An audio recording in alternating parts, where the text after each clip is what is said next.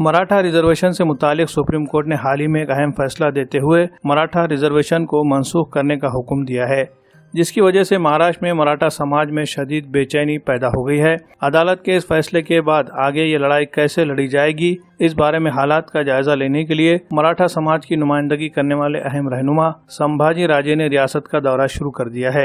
इसी सिलसिले में आज वो नांदेड़ पहुंचे। यहाँ उन्होंने मराठा समाज के मुख्तलिफ समाजी तंजीमों के जिम्मेदारान से मुलाकात की और मराठा रिजर्वेशन से मुतालिक लोगों में पाई जा रही बेचैनी को दूर करने और उन्हें उनका हक दिलाने के लिए हर मुमकिन कोशिश करने का यकीन दिलाया। इसी तरह उन्होंने प्रेस कॉन्फ्रेंस से भी खिताब किया, जिसमें मराठा रिजर्वेशन के मसले को हल करने के लिए रियासती हुकूमत की जानिब से की गई कोशिशों को तनकीद का निशाना बनाया। खास तौर पर मराठा रिजर्वेशन के लिए रियासती हुकूमत की जानिब से कायम की गई कमेटी के सदर और रियासत के काबीनी वजीर अशोक चौहान को भी तनकीद का निशाना बनाया। संभाजी राजे ने मुसलमानों को इंसाफ दिलाने के लिए भी उनका हर तरह से साथ देने की यकीन दहानी कराई। राज्य सरकारकडे हा एक मार्ग आहे, तो दुसरा मार्ग केंद्र सरकारकडे आहे का?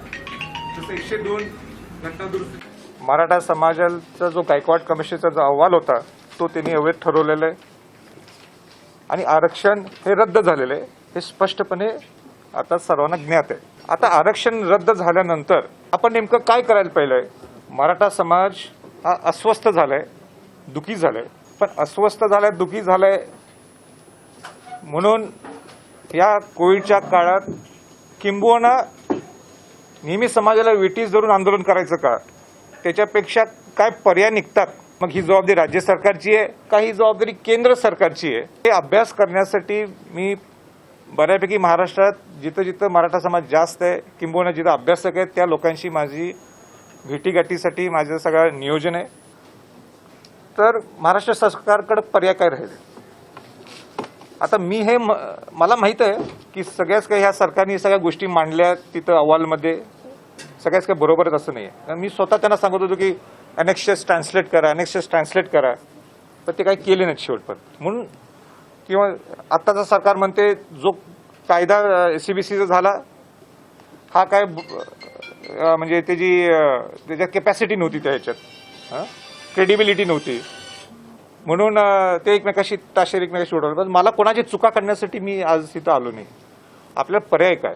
जसं एक पर्याय तुम्ही जसं म्हटलं केंद्राकडे, हो ते कायदे तज्ञ सांगून देत आपल्याला की मी अभ्यास करून मी तयार केलं की ह्या लोकांसाठी, त्यासाठीच मी भेटायला आलोय। सांगतो ना, मला वैयक्तिक कोणाच्यावर बोलायचं नाही पहिलं। जे मी कोणाच्यावर टीका केली नाही, मी नेहमी सूचना देत आलोय।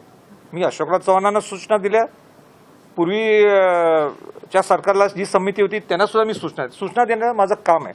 आता ते इम्प्लिमेंट करणं नाही करणं तो त्यांचा प्रश्न आहे। अनेक्सर त्यांनी ट्रान्सलेट केलंच नाही। अनेक्सर जर ट्रान्सलेट केलं असतं तर बरंच उपयोग झाला असता।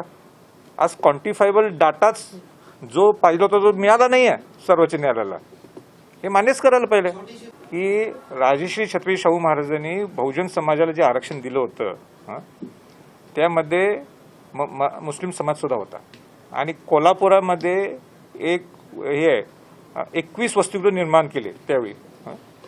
त्या 21 वसतिगृहामध्ये लिंगायत बोर्डिंग आहे, मराठा बोर्डिंग आहे, दलित बोर्डिंग आहे आणि त्यामध्ये मुस्लिम बोर्डिंग सुद्धा आहे। आणि मुस्लिम बोर्डिंगचे अध्यक्ष हे शाहू महाराज स्वतः होते, बाकी कुठल्या बोर्डिंगचे अध्यक्ष नव्हते, मुस्लिम बोर्डिंगचे अध्यक्ष होते।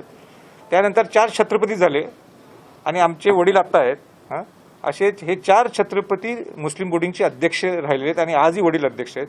म्हणून अग्रेसिव्हचा विषय नाही, मुस्लिम समाजासाठी भांडणं हे माझी जबाबदारी आणि माझं कर्तव्य आहे। म्हणून ते तुम्हाला इथं नांदेडला समजणार नाही, पण पश्चिम महाराष्ट्रात हा विषय सगळ्यांना माहिती आहे। मुस्लिम समाज जेवढा मी मराठा समाजाला प्रेम करतो तेवढंच मी मुस्लिम समाजाला प्रेम करतो। मी मराठ्यांचं नेतृत्व करत नाही, मी बहुजन समाजाचं नेतृत्व करतो।